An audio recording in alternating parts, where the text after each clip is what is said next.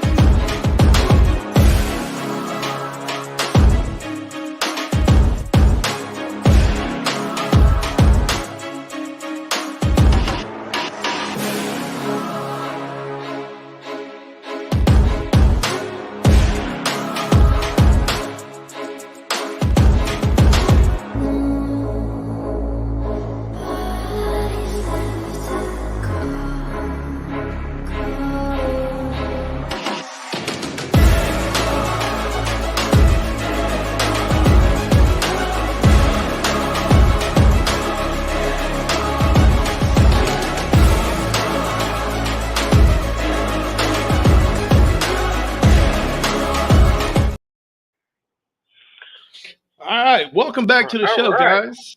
Hey, this is Terry with NSPS TV Paranormal. It's Friday, and tonight on the show we have Mr. Stevie Ruley with Bulldog Paranormal out of Springfield, Tennessee. Man, hey, are you a volunteer? Are you a Tennessee volunteer fan? No, I'm not. I mean, I do. I do. You know. I mean, I am a. It's Rocky Top.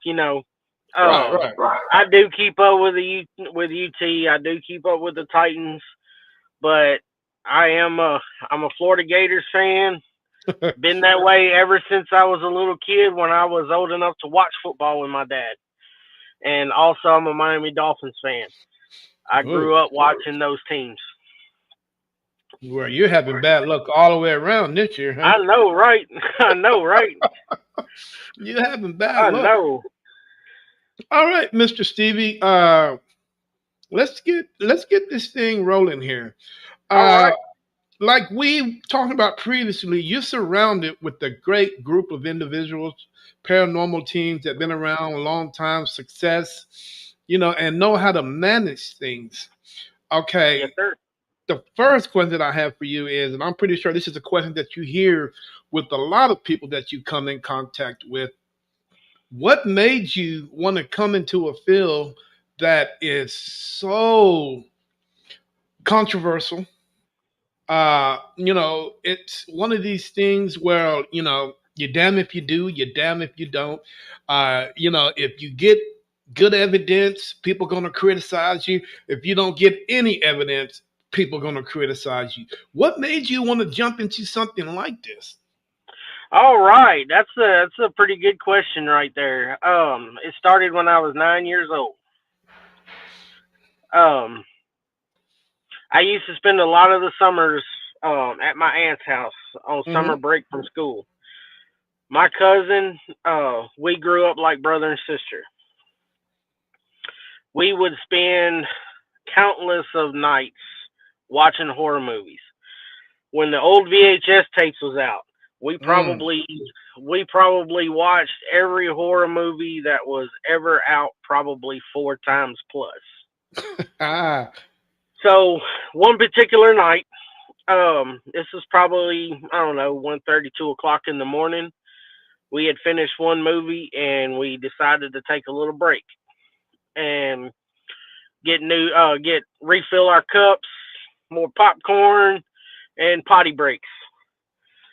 So this one particular morning, in my aunt's house, you had to go down a long hallway to the bathroom, and it was right by the back door. So I rounded the corner and walked down that hallway, and something flew out of the bathroom and hit the wall. Mm. And I was like, okay, that's creepy.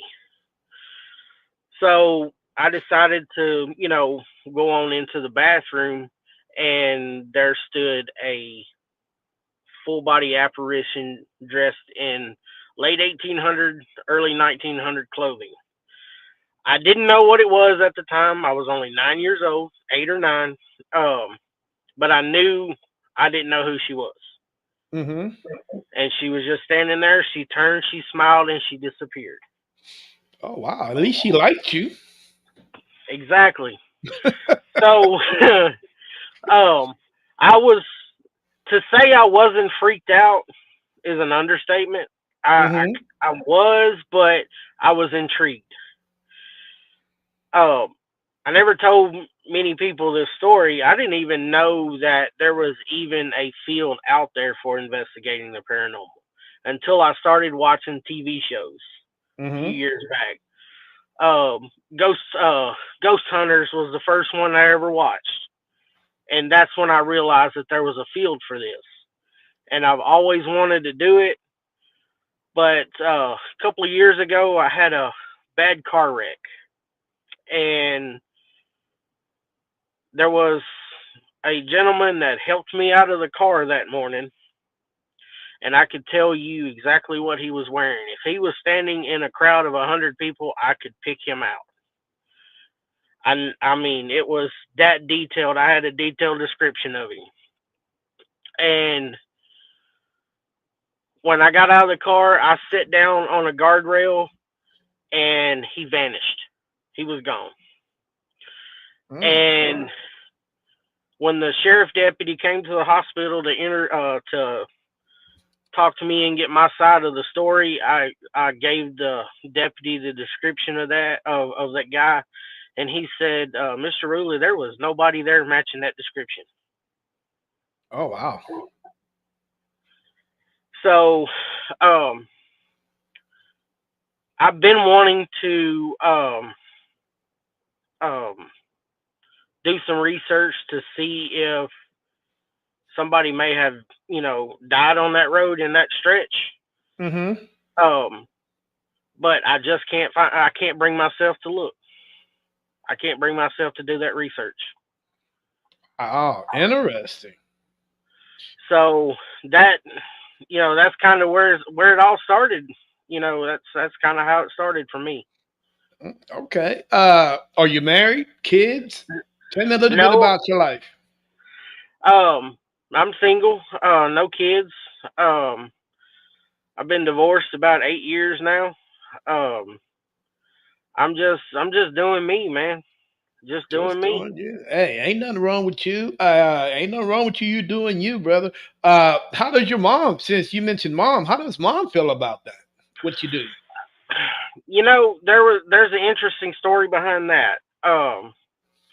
I had ordered a piece of equipment uh, from a guy that I knew, um, and it's kind of like a sweet box, but it's not really like an SB7. It's almost on the line of one of the portals that can speak that spirits can speak through.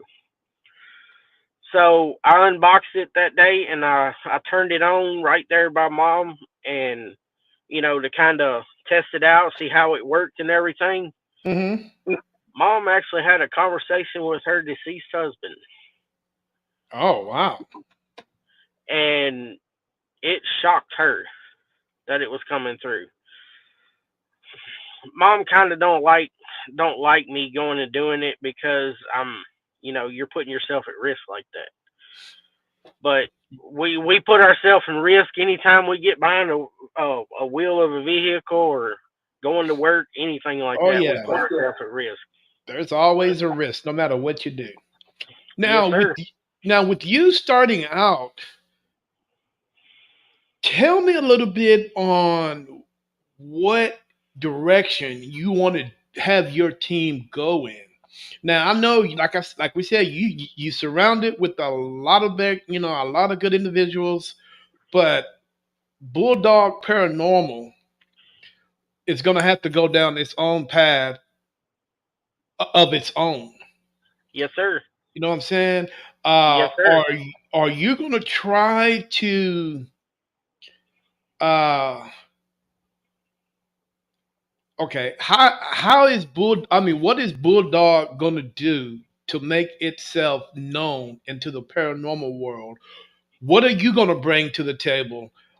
Like all these other teams, but since you're starting out as early, I mean, starting out as fresh as you are, you have an opportunity to uh, evolve yourself. And once you start involving yourself and doing different types of methods that you want to do compared to the old ways, people are doing. What exactly does Bulldog Paranormal? What exactly you want to do with this? So the first and foremost, um, I want to have fun doing it Okay. because this is a hobby. This is a passion. I kind of put it on the line of fishing. I love to fish, um, and it's a passion. It's a hobby, and I love it. So the first and foremost, I want everybody to have fun. Everybody that's with me, we're gonna have fun. Um, right now, it's me, and then I've got, I made a promise to somebody last year, and I told her whenever I started this that she can Hmm. ride with me. Um, so first and foremost, I'm gonna have fun, and second of all, bringing somebody in, I'm gonna make sure that we all gel together. That our personalities intertwine like a rope, intertwine together. Um, and the other thing, we're doing this because we want to do it. Hmm. It's not a job. Um, and with this, everybody's going to have an equal say. You know, it's not. Yeah, I started the team, but it's not. There's no I in team. We're Exactly. all together. We all have a voice. You know, everybody, all the team members can make a decision based on what they feel is necessary. We're gonna discuss stuff as a team. It's not gonna be my way or no way. Okay. Uh, are you able to start the process of finding members besides the one that you have now? And if you Um, are, what's the age and the qualifications that you are looking for team members that can possibly fit Bulldog Paranormal? so first and foremost, I I really don't. I really not gonna add anybody under the age of 18, and but I will make an exception if that person is mature enough to handle it. And then what I'm looking for as far as new team members, number one, I'm not going to have this big team. Three, Hmm. four, maybe five, maybe. I like the small groups because, you know, in past investigations, you find out that smaller groups tend to attract more activity than a big group. Mm-hmm. Um, and then as far as the qualifications is, you know, ethical, ethical investigation. You know, no degrading or no antagonizing or provoking. Um, no kind of summoning or anything like that. I just want to find out why that spirit's there and what happened to Exactly. All right. First question of the day. him. Are All you right. able?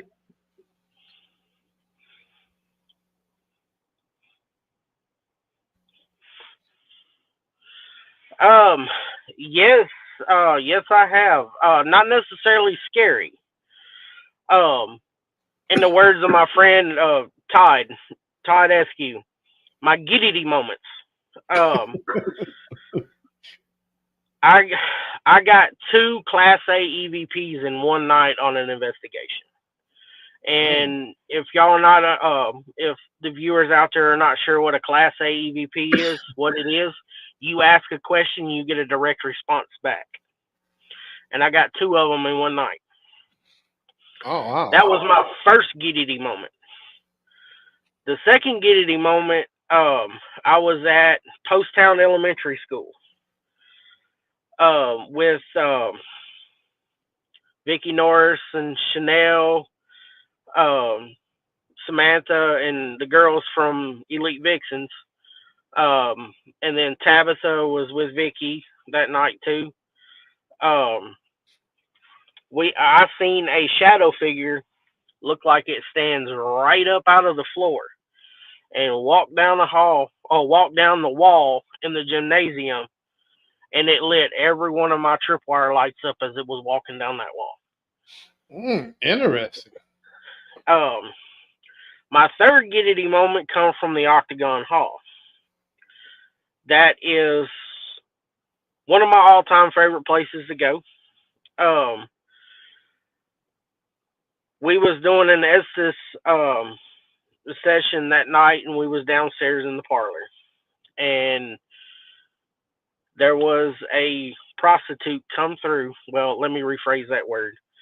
There was a lady of the night come through wanting me to go upstairs into the master bedroom by myself. One Mm, rule about investigating: never go anywhere by yourself. yeah, a lot of people seem not to follow that rule. You know what I'm Yeah. saying? So those are my giddity moments.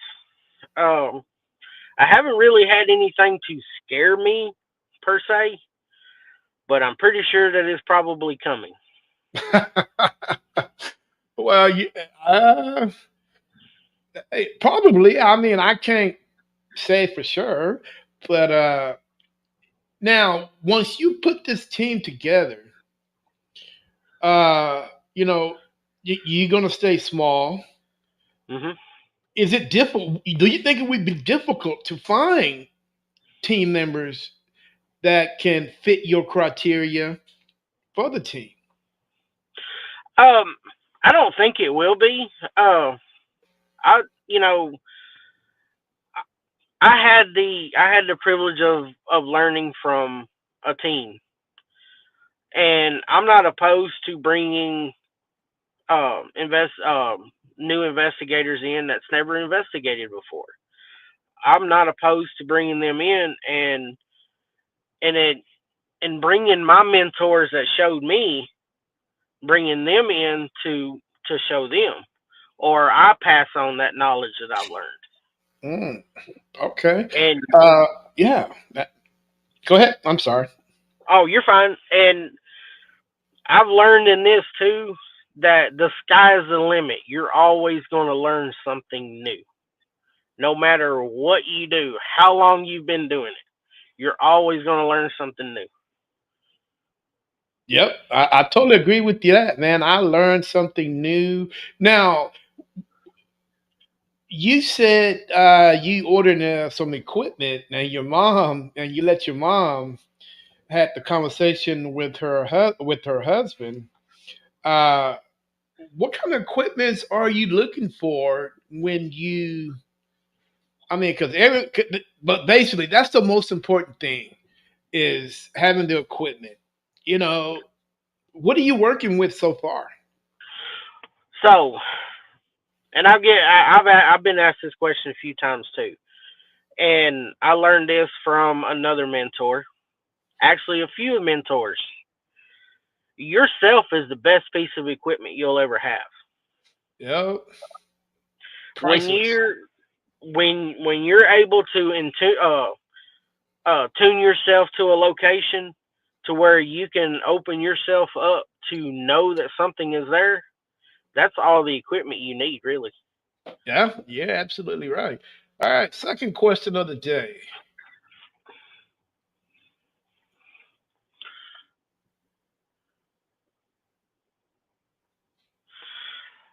Actually, I do, but I do not know. Um, I don't know my percentage. I know my grandmother was uh Blackfoot, I believe. Yes, Blackfoot and Cherokee, I do believe. Or I could be all wrong. I haven't really asked that question to my dad, but Hmm. I know she is Native American, but I don't know what blood she is. Okay, interesting. Are you going to have you set everything up for your actual now, not you investigating with other team members that are outside your team? Have you actually set up something for Bulldog Paranormal to go set its foundation, make sure, this is my actual first investigation as the team I chose, I picked? And if you haven't, do you have you picked a location to do that? Um, I'm tossing around some ideas uh, with my one team member, Erin. Erin, Erin Hart is her name. I've tossed some ideas around to her. Um, I really think the Gaines House in Gainesboro, Tennessee, may be the first full, actually, investigation of Bulldog by itself. Mm, okay. Uh, that should be interesting. Now, what are you going to do and how are you going to do it once Bulldog Paranormal gets going? What is you going to do to make sure that your name, your product get going in the right direction like it needs to be? Um, that's a good question right there. Number one, I'm gonna keep the ones that I know that has my back and that I can come to and ask questions to.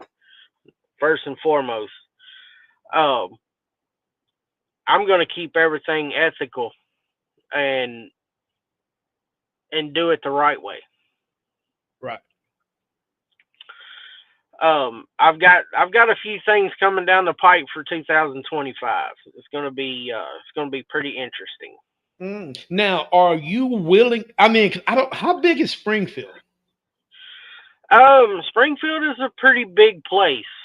It's a pretty big place. Are there any other teams besides your own in Springfield? Um, yes, there's one that's up here in Springfield. Now I haven't done anything with this team. Hmm. Um, I've had a few conversations with the founder. I just haven't done anything. Okay. And I mean, how did he actually respond to you? And he's like, "Hey," and you told him like, "Hey, man, I'm bringing this. I'm in Springfield, and I'm not trying to step on nobody's toes. Do this, do that." Was he open to saying, "Okay, hey, well, welcome to the family"? Because trust me, I've seen teams that come together and they are in a community with a couple other teams, and it's total opposite. They're like, dude, Well, don't even try to pull that shit. You know. it that's a good question. There hasn't been any talks of any collabs or anything like that. No. Mm, interesting. All Yeah. right, here we go. Laura says, "Hi, Stevie." She is one of my coworkers. How you doing? Yeah. Um, I work for Walmart remodeling team, so uh, we're working on a store right now, and she's down helping us. Oh, okay. Another question. Okay. Yes, I do. Yes, I do. Um, they come in a few layers. Um, the first one is um, I can usually feel what happened to them. Um, the second one, I'm a projector. Um, I have the ability to project energy out to get communication back with me, and Mm, I that's happened a few times. Um, a lot of times I get images coming into my head, and I can't process a lot of them, but I'm mhm, able to process some. mm, And I had another giddity moment. Um, I'm not going to go into detail about it, but I was able to uh, I was able to receive a message about a spirit in a particular location um, that had her name changed to protect family, but mhm. I was able to receive her real name through my thoughts. So that was Good. another giggity moment. Okay. Uh, Bulldog Paranormal. Now, you guys, it depends. You guys can go in so many different ways, man. I see the highway going through you guys. You can go left, right down I-20 if you choose to. Which way does you want your team to go? And what I mean by that is, what road does Bulldog Paranormal wants to go down and represent? Because we all know there are different types of paranormal investigators that are Oh on the yeah, planet. oh yeah, Uh, you want to be a validation team. You want to be a validation team with the abilities to be able to cleanse a house. You want to be able to, or you want to go down that other hallway where you can cleanse a house, and and if there's something demonic there, which is probably rarely the case, you guys will be able to handle that. Which road you guys want to be on? it's funny you mentioned that question. Um, I would in the future, yes, I would like to maybe do how residentials. Um, but in my current position right now, I don't feel like I've got enough training to do a house, do a residential. I I mean, I'm working with some pretty good mentors in that aspect. I just don't feel like that I'm ready for that just yet.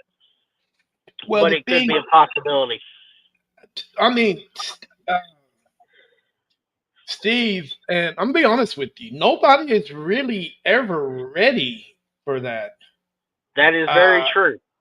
I mean, it's something, and I'm not saying go in head first. I'm saying take baby steps, Oh yeah. but it's nobody is really ever ready for that because every residential case is different.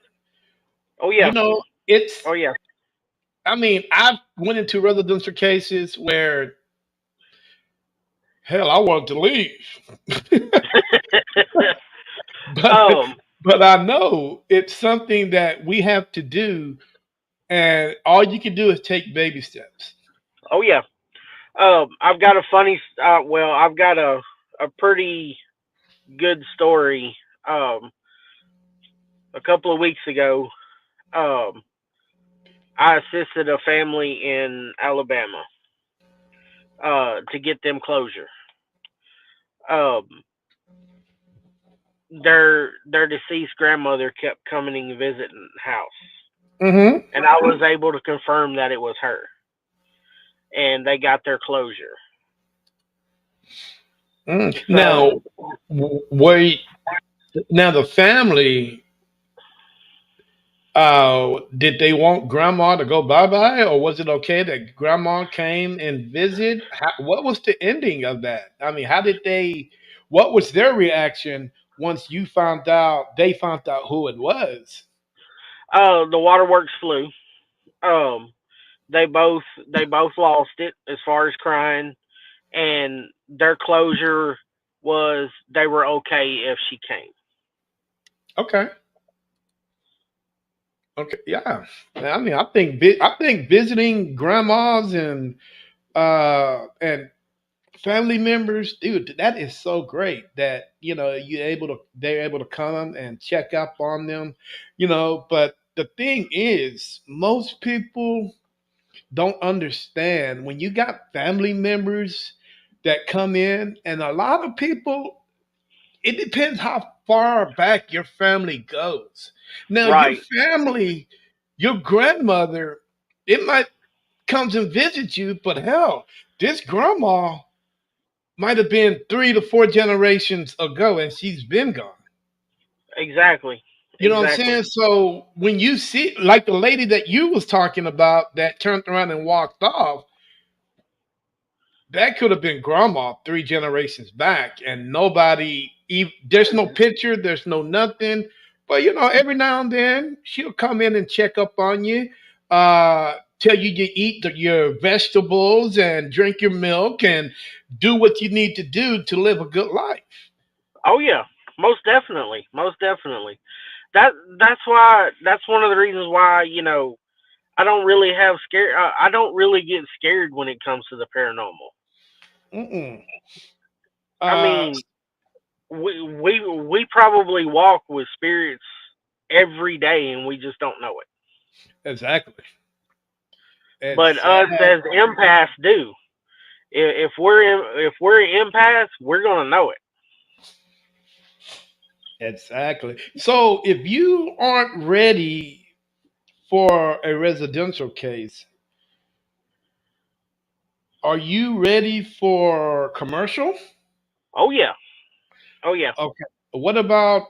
I mean, a lot of people. You're just starting out, and a lot of team members will, that you socialize with, will recommend. Okay, well, Stevie, let's go hit up a cemetery and let's see how you're going to do in that situation. Is that something that you would like to do? I've only done a couple of cemeteries. Um, I'm open to investigating anything, and let me elaborate a little bit on the things that I'm not ready for when it comes to residentials. Mm-hmm. Is if something is there that I don't exactly know how to handle. That's that's the part that I don't feel I'm ready for. I can do the research on the place or the property or the house. Um, but if I find something that I'm not comfortable with doing yet because I haven't experienced any of that yet, that's the Mm-hmm. part that I'm not ready for. Okay, I understand. In your short time, tell me one of the strangest things that a spirit or a ghost have done or have said to you. Okay. So let me think back a little bit. So I was at the Thomas House Hotel in Red Bowling Springs, Tennessee. Mm-hmm. Just laid down for the night. We'd have been investigating. Not much activity happened. Um, About 5 o'clock in the morning, I get the cover yanked off of me Mm. in the bed. So, uh, I mean, another thing that was creepy, not really creepy, but it was a weird feeling. This was another visit to the Gaines house. I've been there twice. No, three times. The second time I went with Vicky Norris. We had went upstairs and and it just felt like a nuclear bomb of energy had just went off in there. When you walked upstairs, every part of your hair stood up on your body. That's how energetic that was. Oh wow. And then it was gone just that quick. Interesting. Uh, man, one of the I've always wanted to do this, but I've never had the opportunity to do it. I always wanted to have a four-legged animal a part of the team. Oh yes, yes, yes. Would you consider having a four-legged animal a part of your team? Oh yes, oh yes. So funny thing you mentioned that. So my teammate Erin, she has an English bulldog. Is this the guy I'm looking at the picture right now? Is that him? Um, He's actually on your Facebook profile page, and the bulldog I'm looking at is sitting in the cemetery, and he, yeah. he looked like, yeah, he looked like he's upset, like he hasn't ate in a minute. Because I know how bulldogs like to eat every 3 minutes. So yes, um, I would like to bring a four-legged team member on.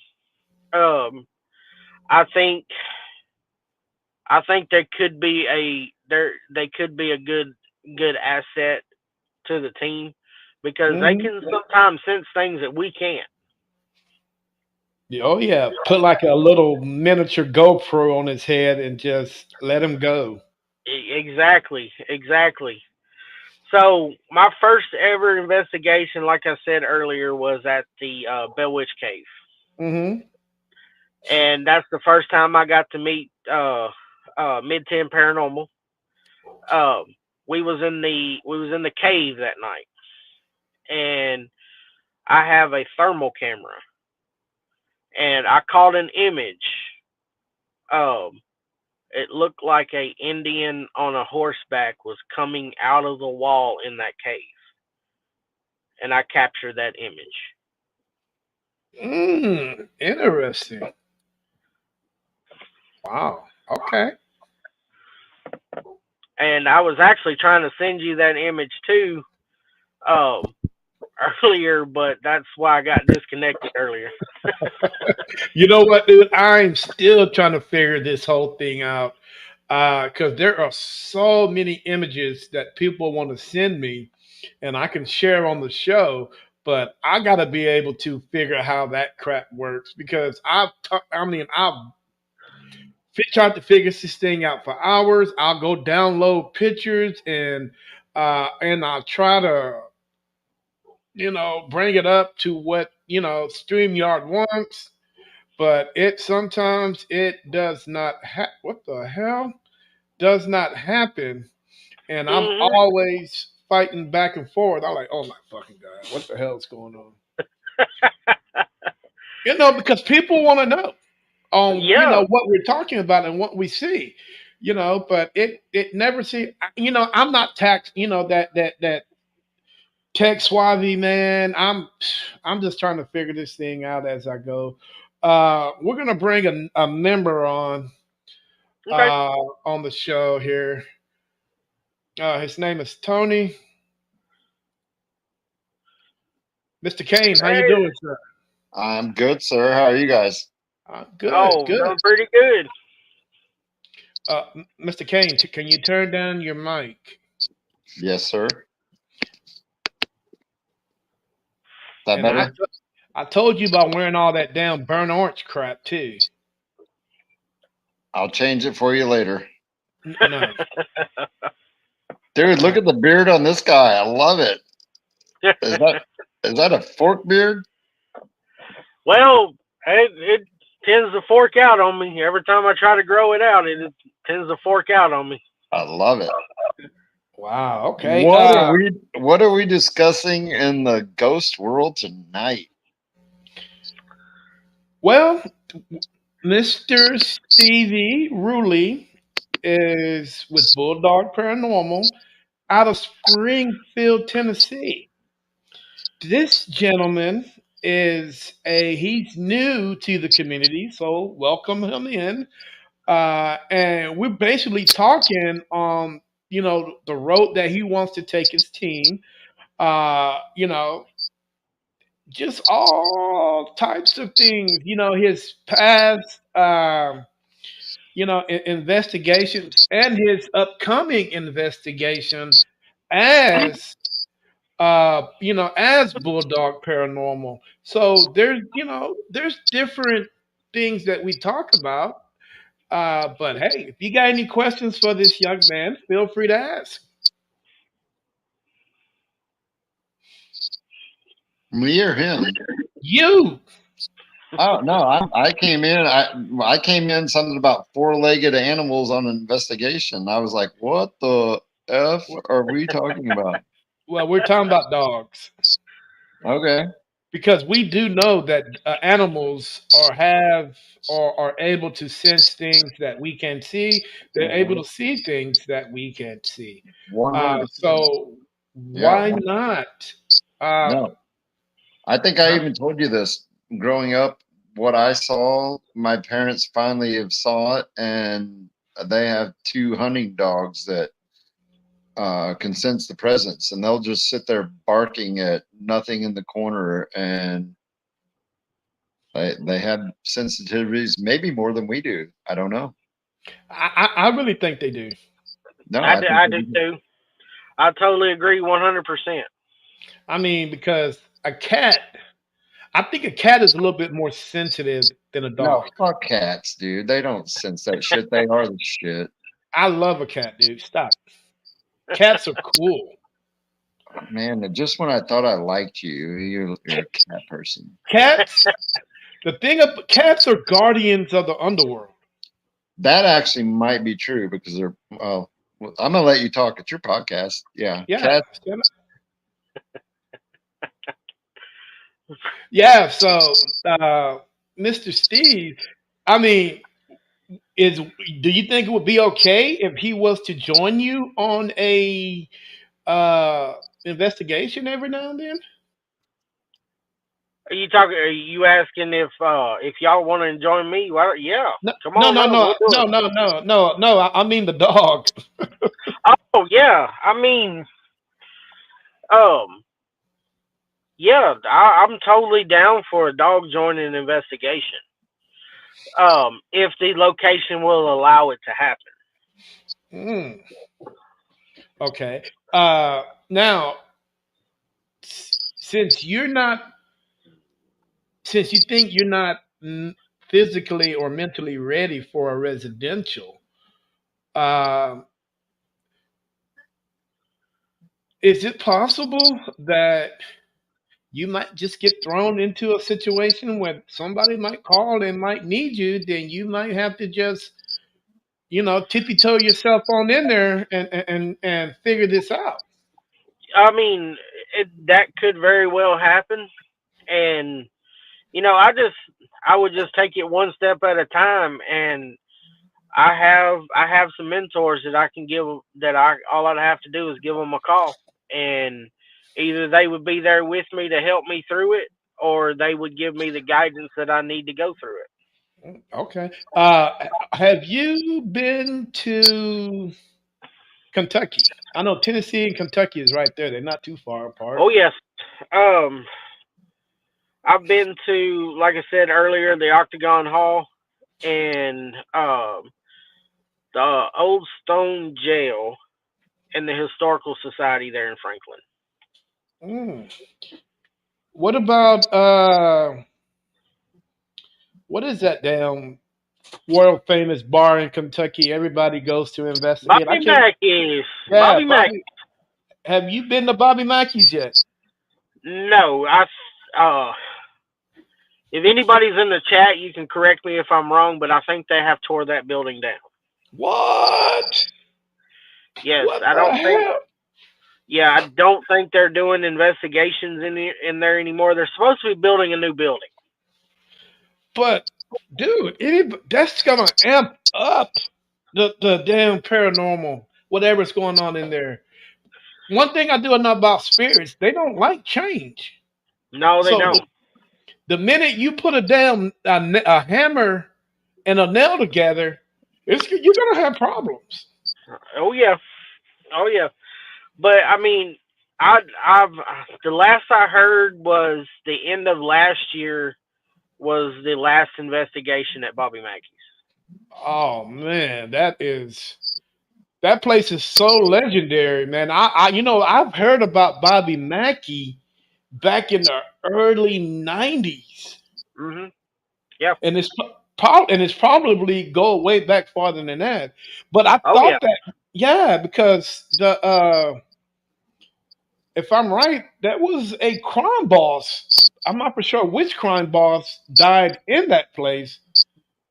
Uh, a mob boss. Then the girl died. Then that big ass hole they got in the ground.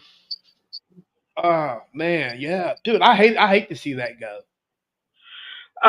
I mean, from my understanding, they're building a new building in there. So I think Bobby the club was too small, and they wanted to make it bigger. Why not So just add on to the building? well, that you would think that that's what they were going to do, but I could be wrong. I could be wrong. I mean, they could. I think I had read somewhere that they had stopped investigations that they was tearing the building down.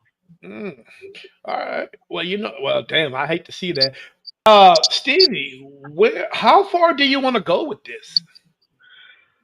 I'm gonna ride this as long as I can. As long as you can. And what do you want accomplished from being a paranormal investigator? What is your ultimate goal? I mean, my opinion on that, it's really going to depend on the location that I go to and the situation that I'm in. Um, like as an overall, I just want to get answers. I want to find out what happened to that spirit, and if they want to cross over, then so be it. Hmm. Um, if I can find out something that the location owner doesn't know, you know, just finding out, information that either the owner doesn't know that can give them some kind of closure, or if I start into residentials, what happened in that house? Why are they um having this activity? Okay. Uh, Now, if a spirit comes and grab you by your beard and tells you, Steve,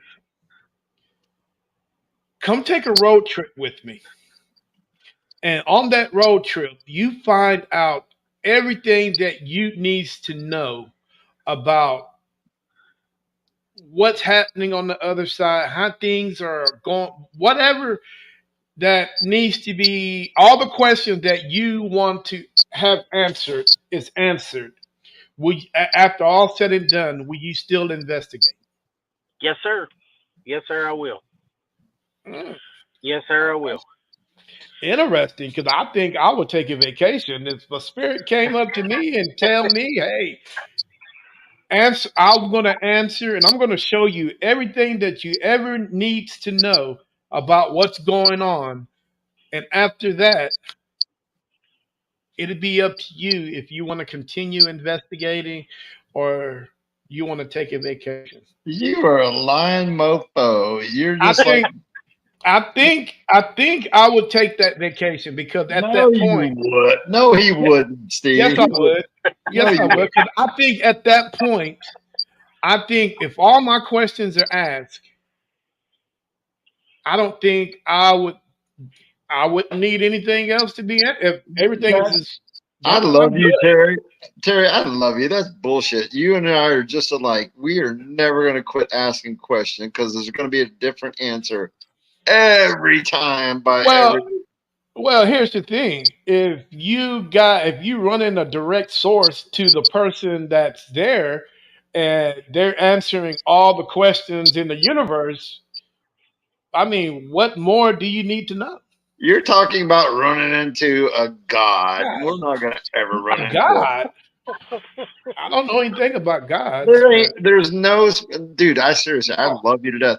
There is no spirit that's going to have the answer to every question in the universe, even if they pass over and come back or vice versa. What? No, nobody has that answer to all the questions. Shut up, dude. all right. There's going to be a different opinion about everybody we run into. As I was saying, I mean, I would still investigate because anytime I'm in an investigation, it's like a rush. right, right. It's adrenaline rush. It is, especially when you get evidence when something Hmm. happens. It's an energy rush. Yeah, I mean, I just had to ask that question because a lot of people are, they're different. Everybody got a different answer when I asked that question. A lot of people would say, "Yeah, I will continue doing it." A lot of people say, "Well, no. If every questions that I've ever wanted to know has been answered, I don't see what reason it is for me to continue on when I've been told." Or the questions that everything has been answered for me. So I would not. I would take a break. Now, But taking a break would be one thing. Taking a break would be one thing. I mean, oh, yeah, I could take a break. You so know, it's go ahead.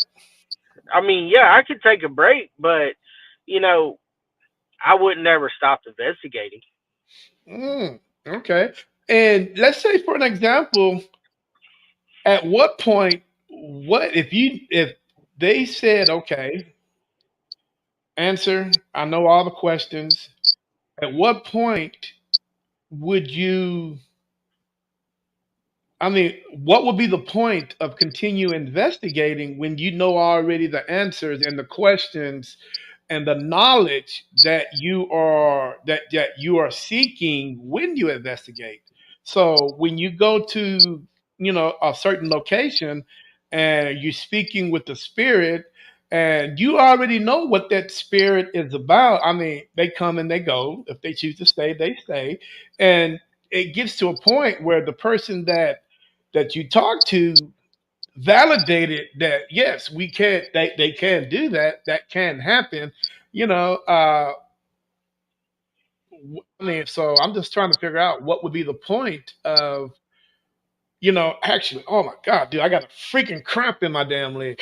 So what would be the point of continue investigating when you already know the answers to everything that you ever thought about? I mean, I would think that every situations may change. You may get a new spirit to come in that you don't know anything about, that you haven't got that answers. Mm. Now, do you also believe that every grouchy spirit is a demon? No, no, no, because I'm gonna make a point again. I'm gonna make a reference that Todd Eskew from the Black Wolf told me. Uh huh. He goes, "If you was an asshole in life, you're gonna be an asshole in death. Exactly. If you was happy go lucky and always smiling and having a good time in life, you're gonna do the same thing in death." That's not Exactly. true. That's actually not true. But okay, continue on. Hey, okay. If it's not true, here's the opportunity for you, for us to hear your side of the story and what you think about that. No, so if you're happy in life and happy go lucky, fucking everything goes your way, and you die unexpectedly or natural causes, and you're fucking stuck here, you might be pissed off But why and would you not, be why would you and be stuck here? well, you didn't pass over. The spirits that are here, they're stuck, dude. They're stuck. They're not in heaven and they're not in hell. They're just riding this train. And the ones that are happy go lucky, they might be happy here, getting to help watch over their loved ones. You know, they don't want to go because, hey, Earth is great and they are happy. The other ones could be happy go lucky and fuck, I can't get into heaven and I can't get into hell. I don't want to be here anymore. So I'm going to terrorize or haunt other people. I'm not happy. How do I get out of my situation? That's what I've seen. Okay, that's a good way to look at it. All right, let me ask y'all a question. Yes, sir. Okay, how do we know that the heaven and hell? How do we know that it's not here? We don't. We don't. Oh man, that's a good question. No, I can't answer that. you're either here where we can see you as investigators, or you left. Well, I don't know where they go. I don't know where they go. Exactly, we don't know where they go. Yep. So the the the family members coming back and looking over the the family. How do we Hmm. know that there's not a way that they can walk back into this frame and look at us and then go back? How do we know that that's not the case? We don't. Hmm.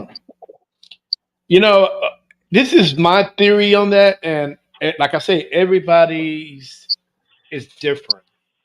Yep. Now, when let's say for an example, because we were talking about grandmothers 4 generations back. Mhm. Now, I could be wrong, and I'm just gonna throw this out there. There is always a link between family members. It is. It's always a link. That's how some people feel. Oh, that's just grandma, or that's just this, that's just that, and they all family members are linked to each other. I mean, I don't know if it's the last name, or is it they don't, or is it just whatever. But I just think everybody that's family member is linked to each other, and I I can could be give you wrong. my I can give you my opinion on that link. Okay. The memories that you have. Let's say you're driving down the road Mm-hmm. and you're going to wherever you're going, and all of a sudden, you haven't thought about your deceased family member, and all of a sudden, you just start thinking about them. I think that's the link, but that's just my opinion. Interesting. Well, But yeah, I mean that link. I mean, it's all family, or I mean, it's all family connected. So Hmm. yeah, I mean, you might be right. I, I I, mean, I I have an opinion on that. So that actually is not a bad point. So, couple of things. If they're stuck here as investigators, we can see and communicate with them.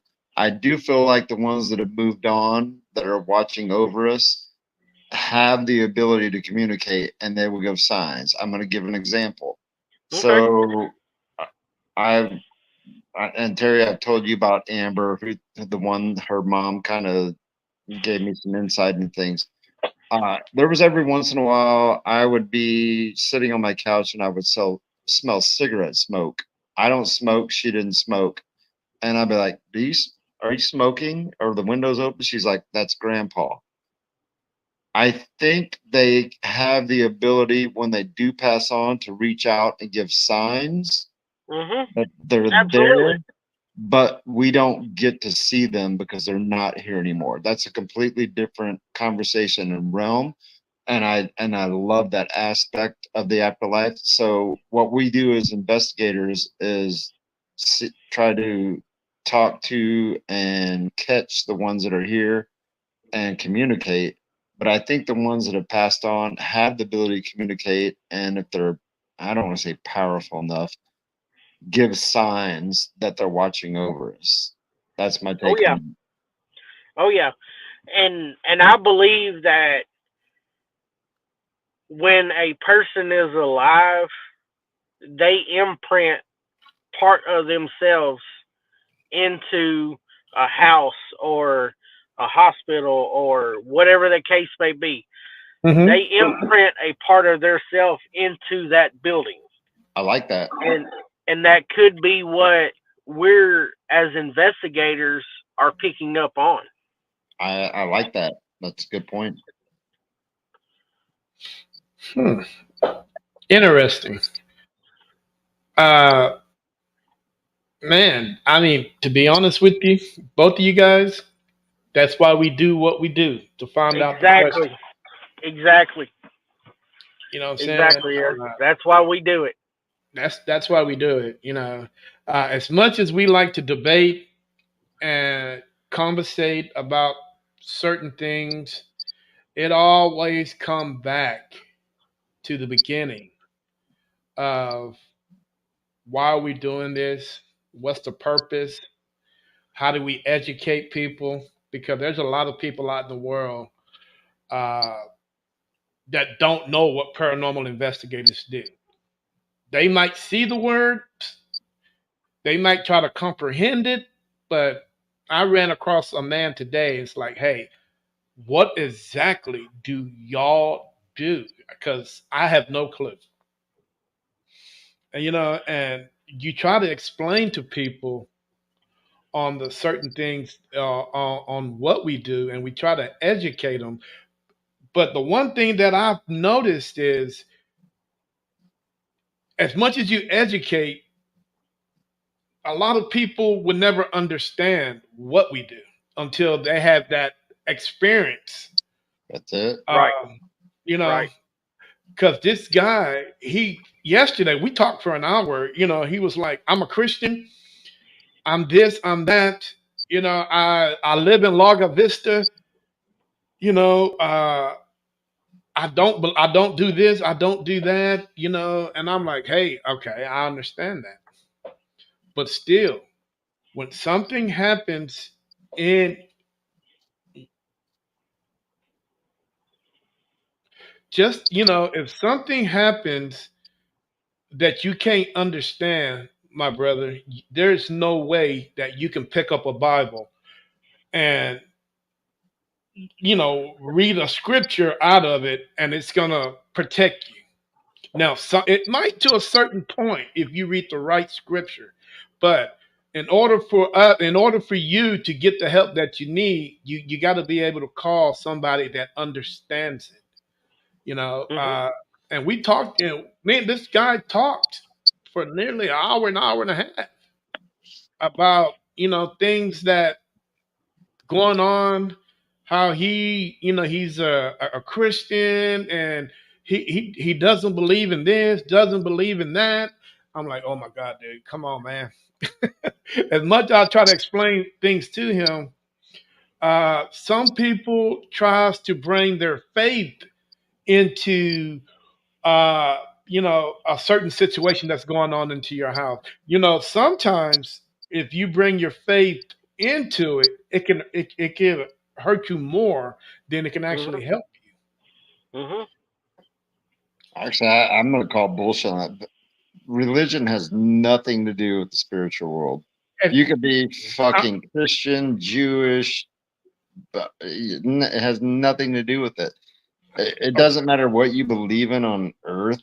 When you die, your spirit has no religion. It's either stuck here, goes somewhere, or tries to reconnect.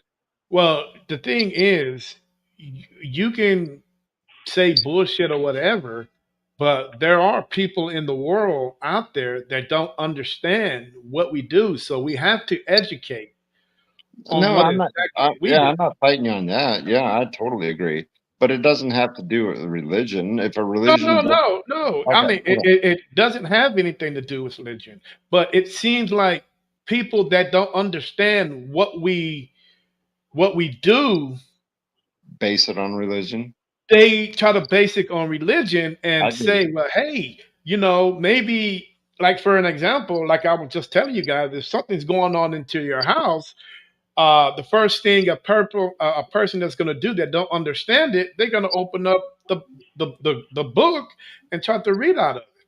And and like Stevie said, it might hurt you more than help you. So that's where you have to educate. That's where you have to, if people ask you a certain question, you got to be able to respond to them. And so where, people can get that knowledge. No, Because without knowledge, you have nothing. no, that's a good point, Perry. It's like having a kid that gets cancer at 5 years old. You're going to pick up every book you have on cancer and read everything and try to understand it. It doesn't mean that's what's relevant in the situation. So in the spirit world, you can pick up the Bible, you can pick up the Quran, you can pick up whatever to try to understand it. But until you talk to somebody that knows what you're going through, like us, you're just, I mean, you're reading words, dude. You're reading words. Well, I can piggyback on that a little bit. Really, the first, if you're suspecting your house has got activity, first thing you shouldn't do is engage it. I mean, don't Right? engage it. Don't engage it, because the more you engage it, the more power you're giving it. Mm. Yeah, oh, well, interesting. Uh, and, unless you and want to you, get, unless you want to get rid of it. Well, yeah, unless you want to get rid of it. I know how to do What? that. But yeah, if you don't know what the fuck you're doing, yeah, you're right. You're probably inviting more fucking trouble than you want. I agree. Um, Whenever I go into a location for an investigation, I set ground rules. Um, you're to stay here. You can't follow me home. You can't attach to me or anybody in this room. Um, and that's the ground rules I set. No, And that, you can't use my energy or anything like that. yeah. Can I call it? I wanted to time out. I came into it late. Steve, does Steve have the like abilities and the sensitivities? Yeah, I'm a high empath. Yes. Okay, okay, all right. That then I totally understand what you're saying. All right, go ahead. Um, and I have a talisman that I carry with me. Um, and it's a purple clamshell, and a lot of times that keeps me grounded. mm, So, but I still set ground rules whenever I go into a location. And you have to. And I've been with Terry. We do that too. You have to. yeah, that is definitely a must, man. I've been believe it or not, guys, I've been to some of the most haunted locations in Central Texas. Dude, you got to set those boundaries. If Hmm. not, you in for a long night home, no matter who car you in. You know, Right. uh, it's just one of those things that yeah, you have to set those, uh, and you got to be firm with it. You got to Yep. say it, Yep. and you got to be put them big boy pants on, and be able to do what you do. Hmm. Yep. You know what I'm saying? So, all right, so Steve, Uh, let's talk about social media for a minute. Uh, Okay. do you think social media can actually help you improve what you're trying to do with Bulldog Paranormal, or do you think word of mouth is a little bit more helpful with you? I think both. I think both has its equal abilities to help you, and it also both has the equal abilities to hurt you. Hmm. Um, Social media can, um, especially if you associate yourself with the wrong crowd. Um, and what I mean by that is unethical investigating.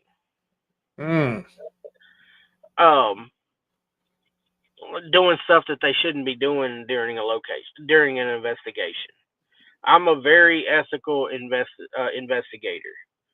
You know, like I said earlier, I don't provoke or antagonize or anything like that with the spirits. I give the spirits just the same amount of respect that I give to an investigator, that a fellow investigator that's with me, right. and you know that can hurt you as well. And then when one person sees that, okay, they can either spread it by mouth or spread it by social media. Mhm. Also, on that flip side, if that person sees how ethical investigator you are and how you respect the property, respect the spirits, that can help you far as word of mouth and social media. Okay. Man, Tennessee. They're still getting out of this. You smack down in the Bible Belt. I mean, there's no Oh, if, and, yes, buts we about are. Yes, we are. it. Are you prepared to handle the religious aspect of what you do? Um, it's all like you touched on that earlier, Terry. Educate, educate people on what your purpose is. Educate, those what you're trying to find out. Hmm, interesting. Now we know educating people, especially people that's been stuck in their ways for generations. No Mhm. matter what we do, the the religious aspect of it is there. I don't think it's going to go anywhere.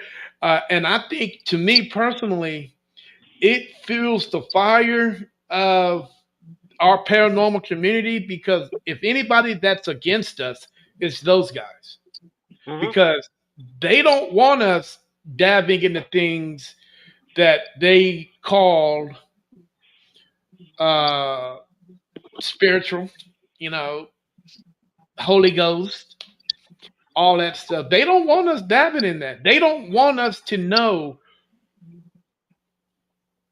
what's going on. They don't want us to know about that big picture. But Oh to yeah. me, that's what it's all about, the big picture. I, Everything's a big picture to me.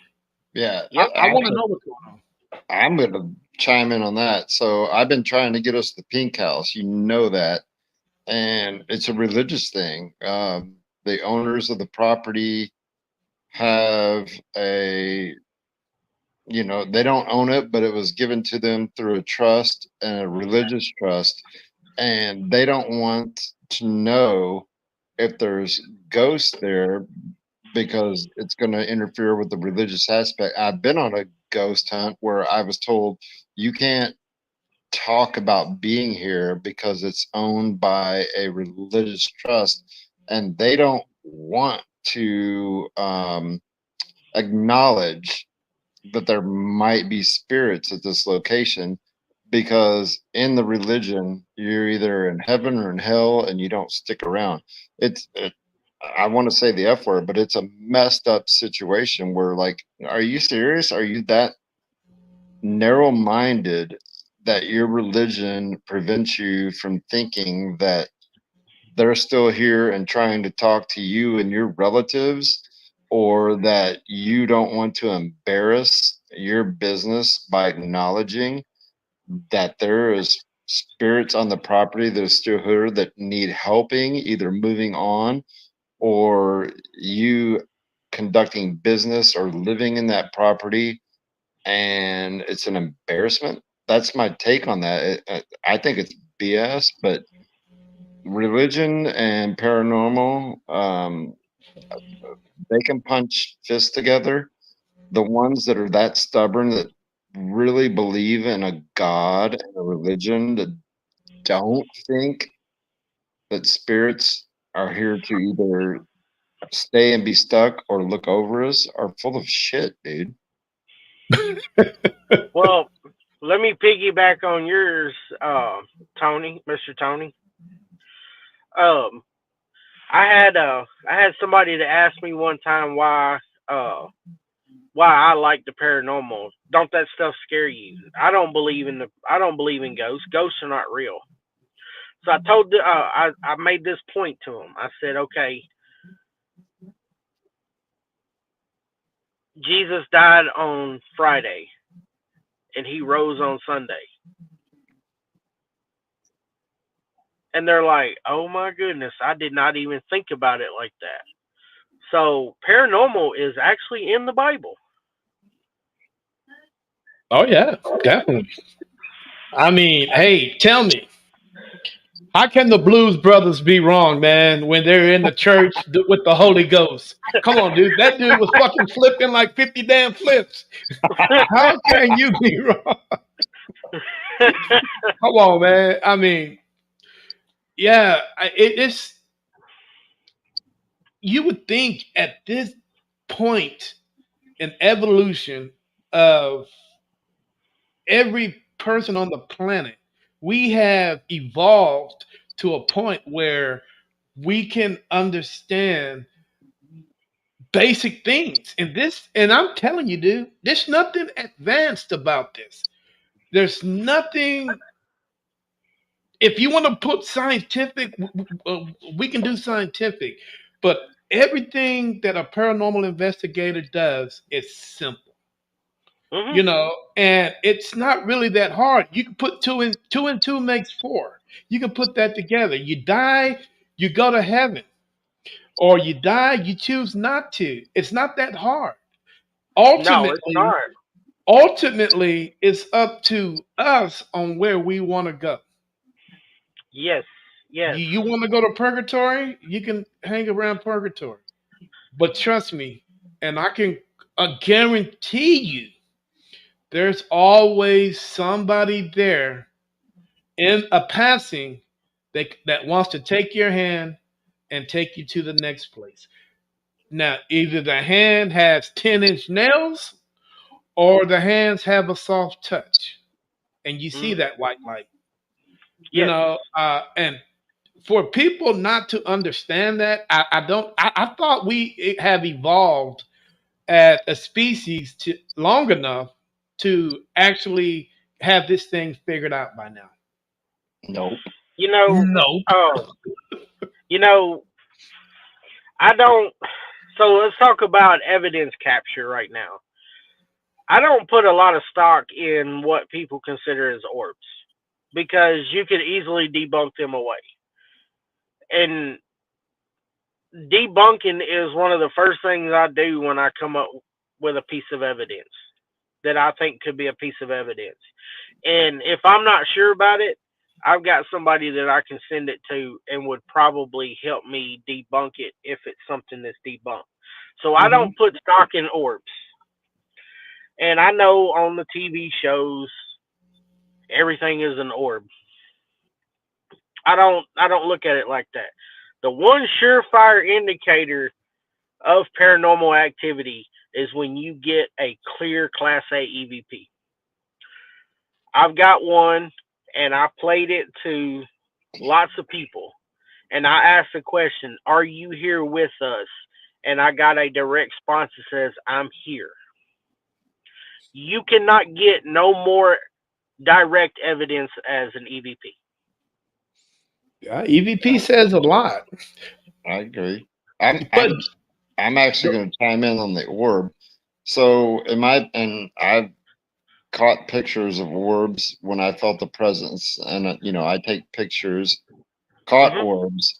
I and this is just my humble opinion. I think those are spirits that shy might be the wrong word, but they're there, but they're not making their full presence known. They're just flying around like, what the fuck is happening? And I'm here. And Yes, yes, I totally agree. okay. I totally agree.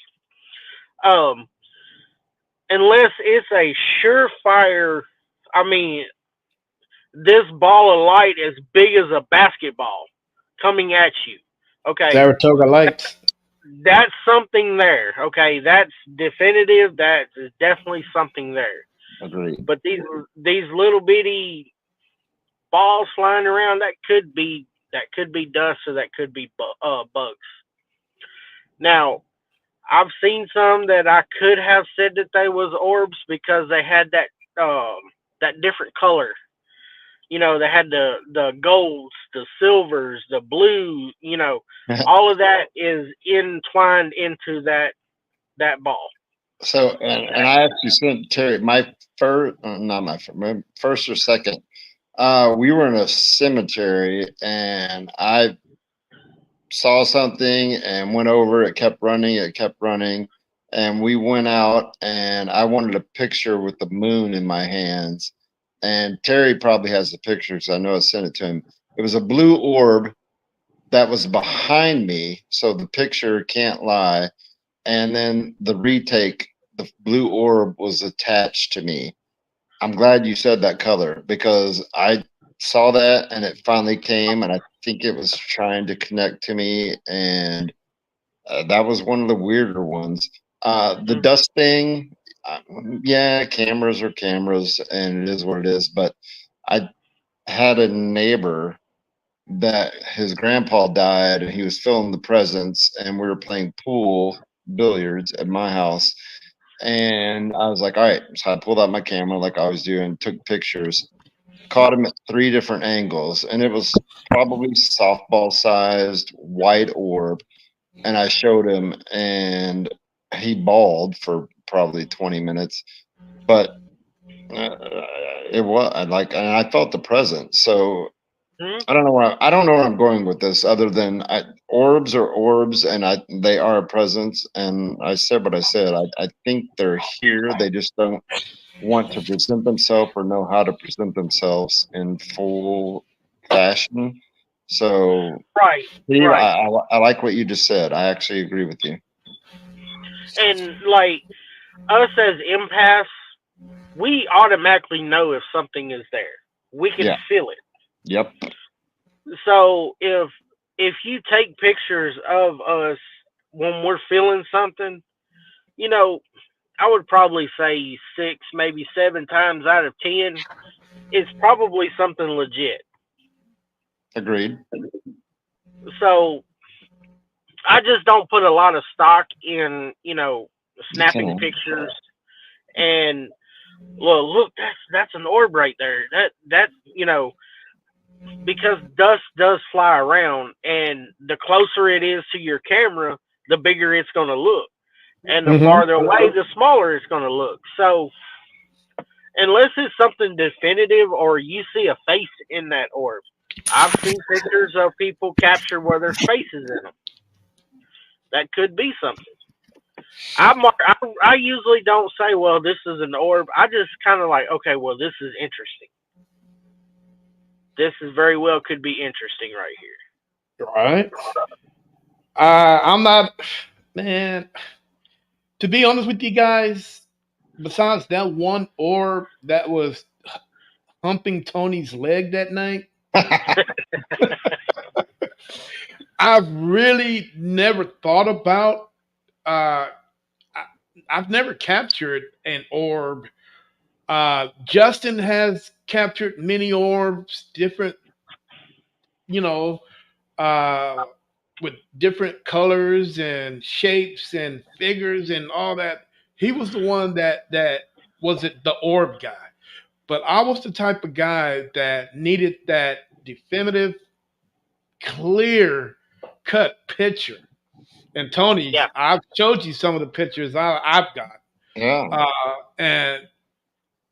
And once I throw those out there to the world for the world to see, man, believe it or not, guys, I've never got anything, no negative feedback on any of the pictures I put out on social media. The first thing people say is, "Where did you capture that, and where is the location?" Yep. And I'm like, okay, but it's just one of those things, man. Orbs, you can do or die with those. Yeah, you can. You can. It is what it is. You know what I'm So, saying? I got a question for y'all. How do y'all feel about this?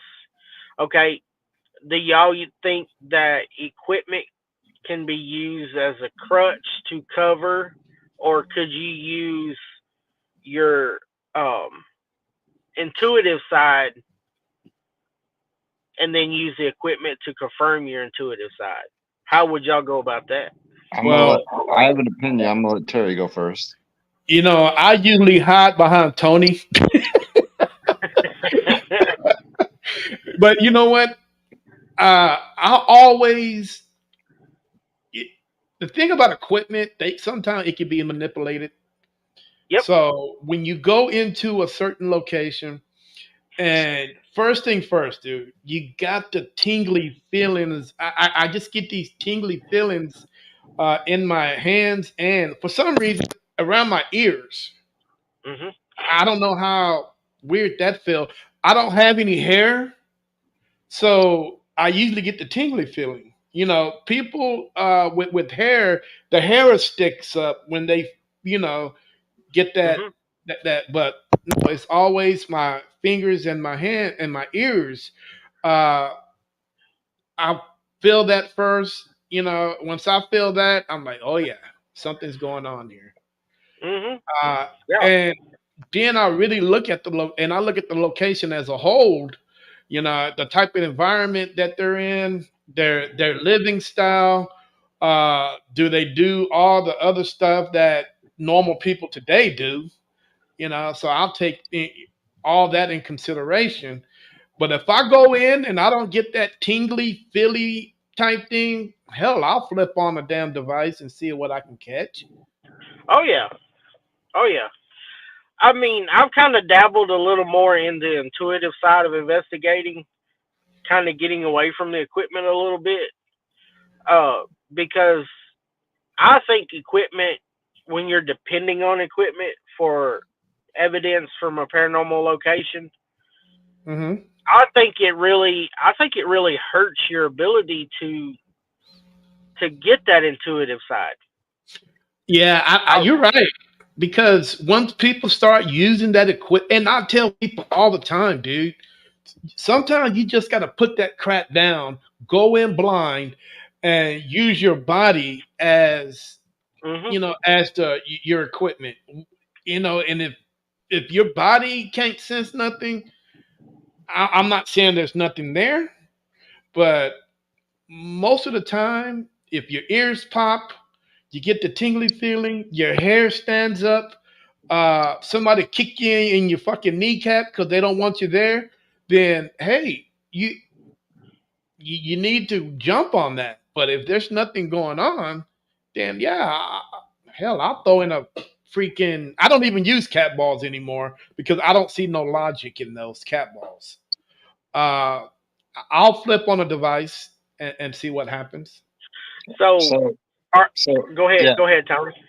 So yeah, no. So I've never used devices. That's Terry, and that's why I appreciate the things about you and doing this and finally coming out. And I told you why I joined your team. I'm always the feelsy. Like I either see them or I feel them.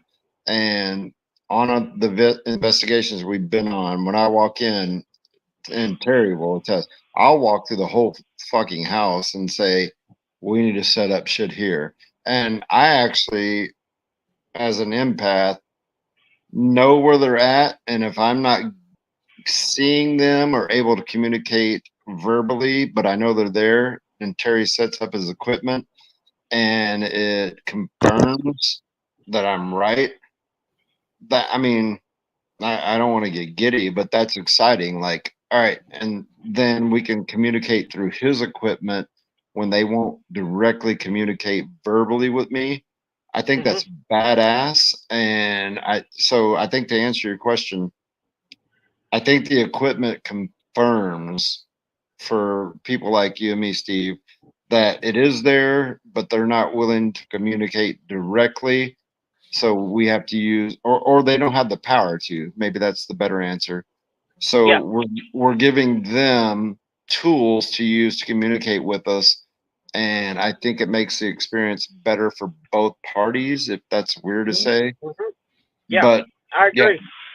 I don't think I think teams that don't have an a medium or an empath or a sensitivity person that just go in and set up equipment, I think it can be fake. And there's been times where I've seen or watched shit and I'm like, that it's fake as fuck, dude. But going out and knowing what I feel and then seeing the equipment work, yeah, I think it Mhm. totally justifies it. And and the craziest things is some of these I mean, most of the locations that we've been through, it's probably minimum to barefoot going into those locations. Mhm. Uh, the Bartlett House, I can honestly say I was probably the first invest. I'm not gonna lie, I don't know, but I was, when I went in there, and it was okay. I felt like I was the first one to investigate that location. We had a resident. I've been there multiple times. The point is, guys, we have to, as paranormal investigators, and some of these locations where there have been multitudes of paranormal investigators, dude, these spirits are not dummies. They No, see they see the equipment and they're getting tired of the equipment that we are presenting them because it's Mhm. something they see on an every night basis. Mhm. And the device that I have, dude, I can only tell you, Tony's my witness. When I put that big son of a bitch on the floor and something nobody sees, that's all they want to play with. Mhm. They don't want to play with nothing Yep. else. I'll put that damn scare bear. Everybody got the scare bear. Yep. REM pod. REM It pod is another piece. it never went off. But that big bong that I got, I don't know how Tony feels about it. that motherfucker never shut the fuck up that It night. never shuts up because it's something new to the game, and people and everybody's wondering what the hell it is.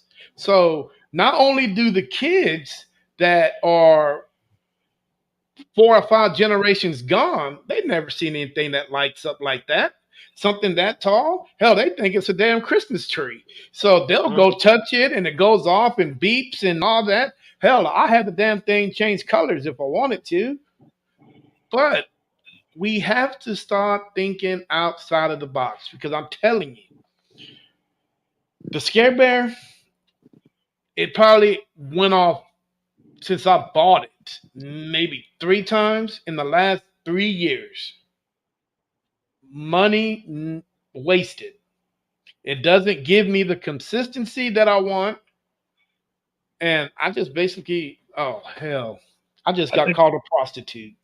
I think it's a more complicated device for them. Uh, so the bells, the dinger bell, dude. The first investigation we're on, and somebody rings the bell, I'm probably gonna shit my pants.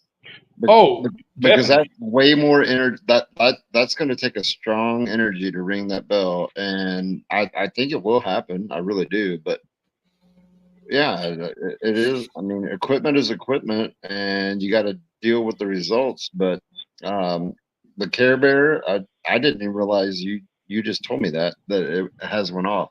I didn't expect anything out of that. Cameras and recordings and motion sensors and EMP, like that shit I believe in. But that bell, Terry, if that bell goes off, I'm gonna be like, we need to leave. Yeah, because I definitely put them out. Tony, this is for you. What's for me? Can you see the questions? Let me open my screen up. Justin, now where are my pork tacos? Yeah. Well, I'm not going to reply, but tell Terry I'm making carne guisado beef tacos tomorrow, and he's going to have to fly from Florida to Austin if he wants some. Dude, I'm not going to Florida until I'm looking at January to go to Florida. Fuck Only be Florida. Hurricanes, humidity, and 90 well, degrees. it's none of that in January. I mean, it's probably maybe 50. I want to go check out the St. Augustine Lighthouse, man. A lot of people talk a lot of crap. You know, if it wasn't for taps, that place wouldn't be making the money that it's making now. And I'm just being honest with you. When Ghost Hunters went in there, dude, that place freaking blew up. It literally blew up, man, because nobody even knew that place existed, or even there were spirits in that location. Terry, Tony, I got a place. I got a place. I think y'all would enjoy, What you and got? it's right here in Tennessee, Brushy Mountain State Penitentiary. I, What I the heck? Is that a dog in your hand? Oh no, no, no. Oh, I thought that was a dog. I was like, what the hell is that? Oh, now sounds like an interesting place. no, Yeah, it's I'm all about penitentiaries, especially if somebody's been shivved and died in there. I think that's some of the most oh man, violent. there's been probably 10,000 documented murders in that prison. Dude, Mm, violent deaths are probably some of the scariest spirits you'll find because they don't want to go to hell, dude. If, Um, if, if hell is a real place, I'm not completely sure hell is a real place. but you know, a place that's more, I think, is more active, more than jails and prisons. Not And cemetery. no, not cemeteries. I would have to say a nursing home. I was going to say hospitals. Yep, I would I agree. was gonna say hospital. We've You got know, two of them in Tennessee that are a, really good. yeah, a nursing home, especially if you guys look at it, where the individual that's living in a nursing home, it's a good chance that he's not going to leave that nursing home after he's gone. He's angry. He's territorial. He only wants male nurses to come in because in his generation, female nurses wasn't allowed to interact with uh, the male, uh, whatever you call them in the nursing home, the male person. So when these guys get to a point where the females will start coming in, the man, they'll get angry. It's like, what the hell? Get the hell out of my damn room. I mean, I don't want you here. So they've got angry for the simple fact that they don't see as many male nurses compared to female nurses taking care of them. So they get angry, they get upset, and they carry all that when they die. And for some reason, they still believe, because they still believe that where they're at is their home because they've been there for so long. I actually am gonna slightly disagree. So nursing, and you know that I do Medicare sales, so I deal with people that are in nursing homes, assisted living facilities, and that shit is like $5,000 to $10,000 a month for a family to cover them, and it's an abusive situation, and probably Exactly. 60 to 70%. And it doesn't matter if it's a male or female attendee, those folks are getting abused and there's several documentaries where there are serial killers working there, fucking killing these people either slowly or quickly, and those people may be stuck in the nursing home. So on the paranormal side, yeah, that's probably a gold mine of situations where people are stuck.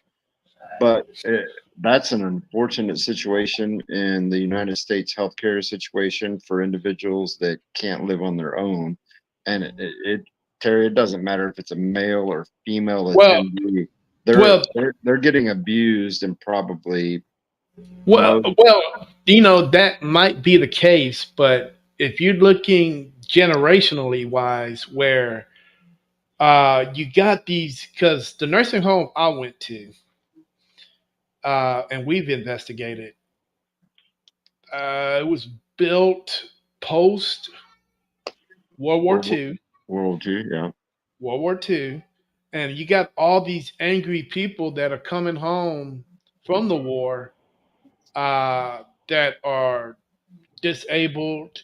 They're putting nursing homes, and because the family can't afford to take care of them anymore, so you're going to be angry with that for that scenario.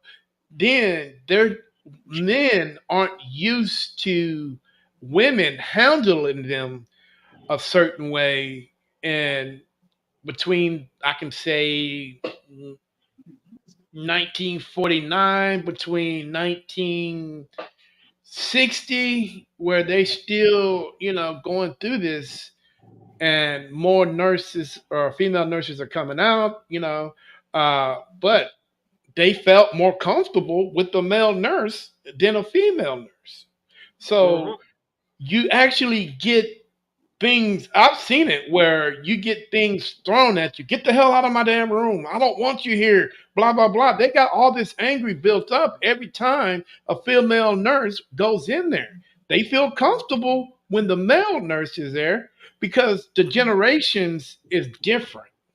Mhm.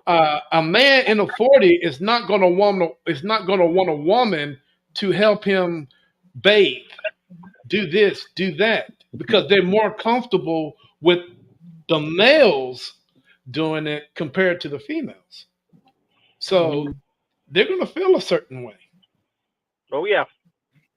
and trust me, we went to this nursing home, and I can kid you not, Tony, when Chad and his wife went to that nursing home, she never went back. Why? Because she was a female. Interesting. All right, who's phone is it? That was mine. My buddy's calling. I'm supposed to go meet him here in about a half hour. Why does your damn phone get though? Because I'm fucking magical, Terry. Anyway, All right. So I am gonna get off because I need to wash my ass, go meet my buddy. All right. Important questions that you want to cover before I leave, because this is a good one, man. Terry, this is a good podcast. I like Steve. I like his forked beard, and he's got his shit going on, and he's like me. All right. Well, let's entertain one or two more, and then I'm out. well, Mr. Steve, you got any questions for Mr. Tony? All right. Yeah, I do. I got a couple. Um. So we decided that our self is the main piece of equipment going into a location. What's your if you could take five pieces of equipment into a location, what would they be? I don't know. Terry has all the equipment. I don't even know what it is. I just like walking into a location and sensing things and letting him know where to set it up. But I like shit caught on camera and voice recording, and I do like his bong. That thing seems to be very responsive and accurate.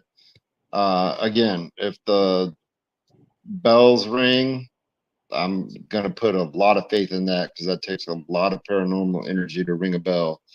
Um, Other than that, I don't know. I mean, I don't know. This is all new to me and the equipment. But Terry, what's the one that has like the yellow, green, red, the meter? It looks like a K2. fucking, A K2? yeah. I like that thing a lot. That thing was pretty accurate. Anything that when we're asking questions and I can't hear them personally talking in my ear, but it responds to the equipment, I think is legit because the questions we're asking and the responses seem to be good. So, Steve, that's the only way I can answer that. I'm new to equipment. I've only dealt with my personal experiences until I met Terry. Now, Steve, and I'll be answer that question. It sounds like that is a twit. I think it's a you can go either way with that question. Because if you ask me what five devices that I would need, the first one would be my eyes. The second one would be my ears. The third one would be how I feel in general. Uh, my fourth one would be my nose if I can smell something. And the fifth one will be what would be my fifth one? I'm trying to get all my senses out there. So while you're thinking that, those first four, that's the thing that I think Steve and I have naturally. Well, Well, I that's, don't have that naturally. that's a given for us. So, Boo! Yeah, I'll deal with you later. So mine is obviously myself, yep. um, my voice recorder. Um, I call it a sweet box, but it's kind of like a portal. It does the same thing. Uh, I've got one of those. I've got a 12-foot strand of tripwire. It's the Where'd you one get from that from? NCPD Ohio.com. North How, Canton Paranormal Detectives. how much did they charge you? That 12-footer was $249. Forget What that. what does it do? A tripwire. So it It's motion it's no, motion sensor?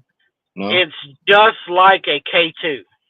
It works on the same principle as a K2. Woo, I that's a wish lot. I wish I would have went on and got the 24 because I got a 12, a 24, and a 36. What's the I price should have went difference on. between the three? Um, the the 36 is $299. God damn, that's a car note. The 24 was $269, and then I gave $249 for the 12. Now, is it possible that you can cut those wires? And is Make it three set up twelve to footers. be like that? Probably. And so what those are good for is if you want to cover a staircase. Mm. That's what those are good for. All right. Because go ahead. I was gonna say, all right, Terry. So I'm in AEP. If you all give me 3 or 4 referrals for a Medicare sale, I'll buy it. I'll buy the 36-footer, dude. So if you know Hell, anybody that's got Medicare and I help them out with their 2025 plan, I get anywhere from $50 to $300 commission. You give me 2 or 3 sales, I'll buy it for you, bro. are you trying to? What the hell are you doing? I can't. I may buy it Um, anyway if I have a good AEP, but I'm just saying, I'll um, buy it if I get referrals. um, of course that tripwire, my sweet box, my recorder, and myself. That's 4. The fifth one is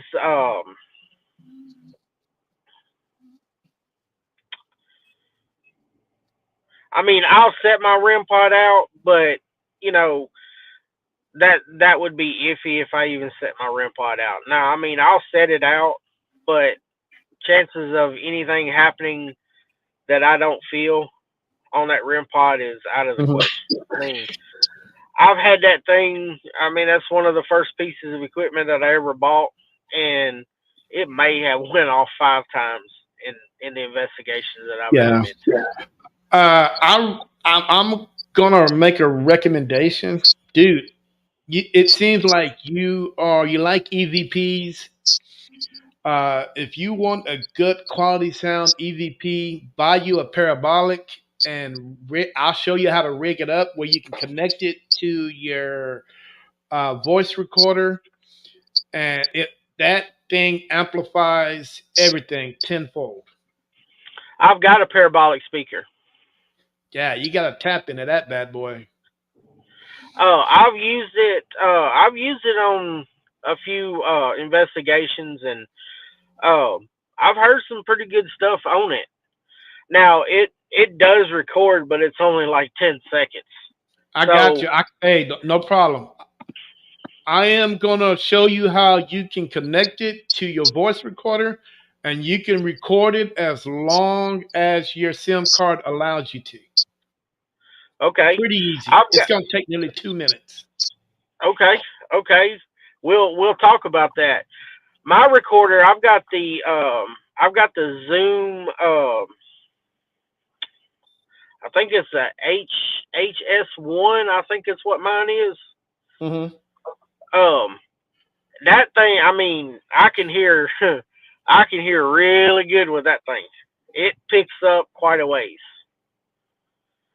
Um, my next question for y'all is well, I had it there and I just lost it. Um, y'all should come on to Tennessee, man, and we get together and do something, man. Dude, I have not been to Tennessee since 1987.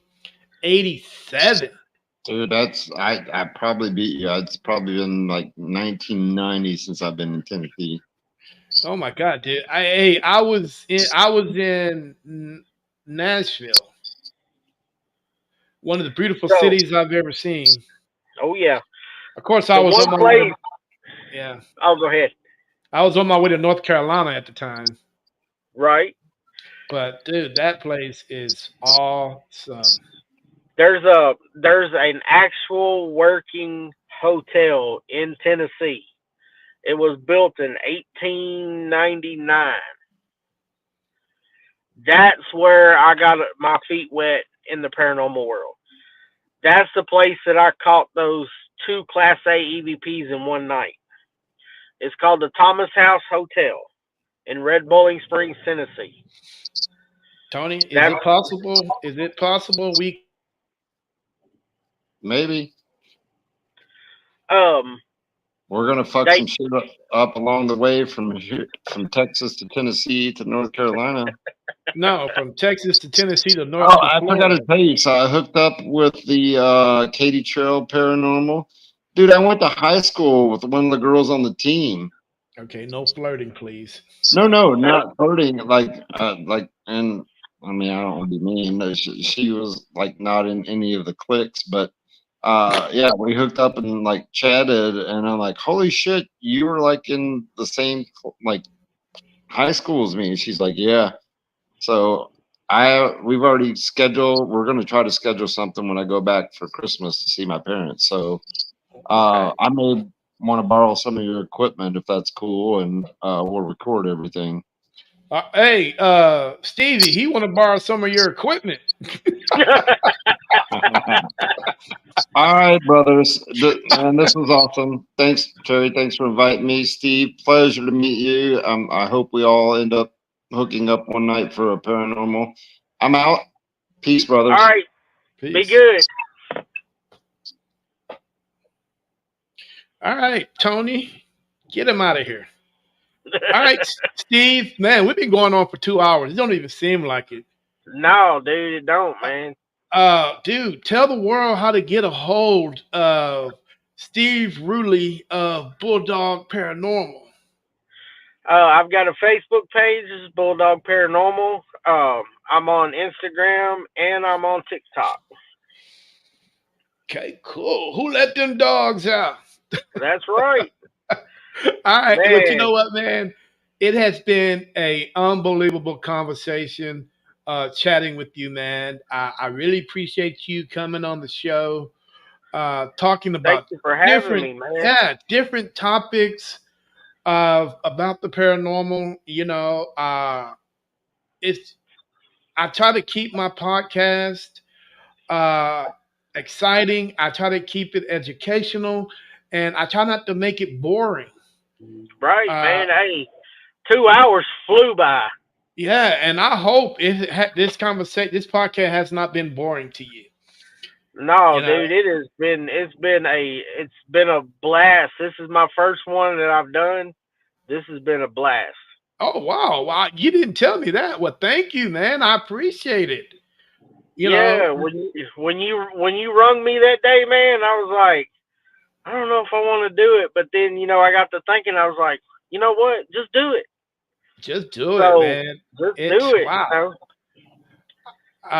Man, because I did not know this was your first one, dude. Well, hey, congratulations, man. You're on your way to being a successful paranormal team. I wish you nothing but success and luck. I hope you're able to do the things that you want to do and be successful at it. I hope you're able to get your team together. And in a couple of months, hey, if you're able to get your team together, even if you don't, hey, I'll be reaching back out to you. Trust Oh me. man, yeah, I'll do it again in a heartbeat, man.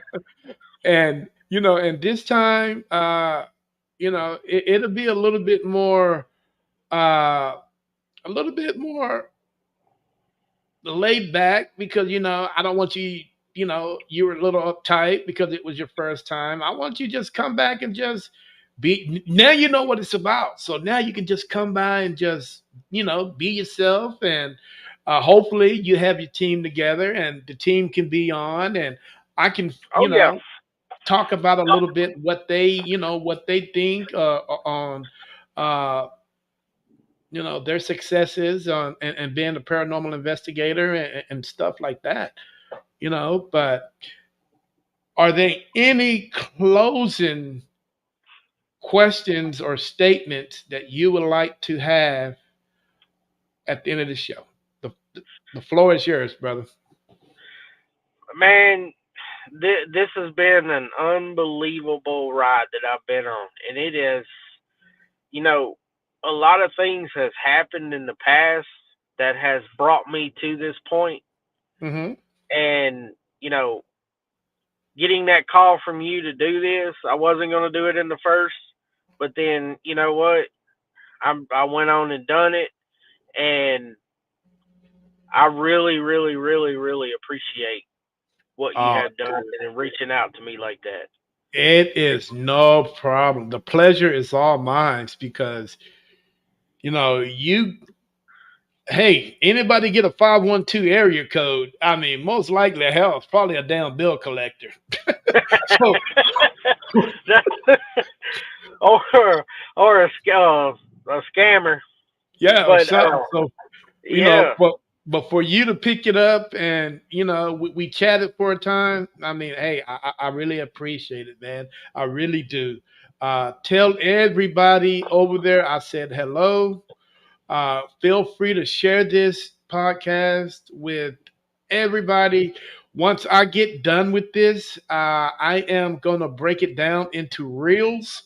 So if you want to feel free to take that one of these reels and put them on Facebook. I mean, whatever social media you're on, feel free to put them on there, man. And absolutely, absolutely. nothing but success. I guarantee you that first reel, I think I got it set up to come to you directly via your phone number. If I think that's right, yeah, I think it's going to come directly straight to you through your phone, Okay. uh, and then we'll just go from there.